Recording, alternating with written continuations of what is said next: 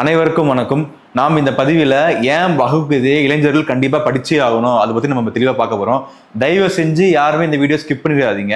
இந்த காலத்து இளைஞர்கள் பார்த்தீங்கன்னா ரொம்ப ஸ்ட்ரெஸ்ஸாக இருக்காங்க, டிப்ரெஷனாக இருக்காங்க, ஆன்சைட்டியாக இருக்காங்க, கன்ஃபியூஸ் ஸ்டேட்டில் இருக்காங்க. என்ன பண்ணுறோன்னு தெரியல, எதுக்கு பண்ணுறோன்னு தெரியல. இதற்கெல்லாம் ஒரே சொல்யூஷன் எதுவும் தெரியுமா? நீங்கள் பகவத்கீதை கண்டிப்பாக படிச்சே ஆகணுங்க. வேறு வழியே கிடையாது உங்களுக்கு. பகவத்கீதையில் அவ்வளோ பொக்கிஷமான கருத்துக்கள் இருக்குது. இந்த காலத்து இளைஞர்களுடைய ஸ்ட்ரெஸ்ஸுக்கு, மென்டல் டிப்ரெஷனுக்கெல்லாம் ஒரே தீர்வு பகவத்கீதை மட்டும்தான். ஏன் நான் தெளிவாக சொல்றேன்னா, பகவத்கீதை பெருமாளால் நம்மளுக்காக கொடுக்கப்பட்ட ஒரு புனிதமான நூல் தான் பகவத்கீதை. இதை இளைஞர்கள் கட்டாயமா படிச்சே ஆகணும்.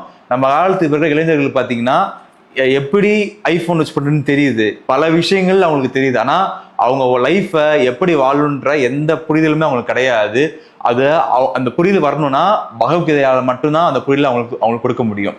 அது மட்டும் இல்லாமல் எல்லா வகையான டிப்ரெஷன், ஸ்ட்ரெஸ்ஸு, கன்ஃபியூஷனு எல்லாத்துக்குமான ஒரே சொல்யூஷன் பகவத்கீதையில் மட்டும்தான் இருக்குது. இது படித்தா மட்டும்தான் அவங்க லைஃப் வந்து பல மடங்கு முன்னேறி போகும். அது மட்டும் இல்லாமல் சில பேருக்கு பார்த்தீங்கன்னா ஏன் வாழ்கிறோன்னு தெரியாது, எதுக்கு பிறந்திருக்குன்னு தெரியாது. இப்படி சில பேர் இருப்பாங்க.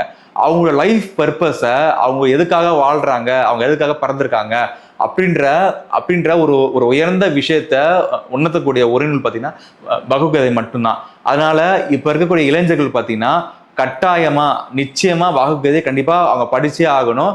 அது மட்டும் இல்லாமல் இளைஞர்களுக்கு எல்லா ப்ராப்ளத்துக்கும் ஒரு சொல்யூஷன் கொடுக்கக்கூடிய ஒரு நூலாக நிச்சயம் பகவத்கீதை வந்து கட்டாயமா இருக்கும்.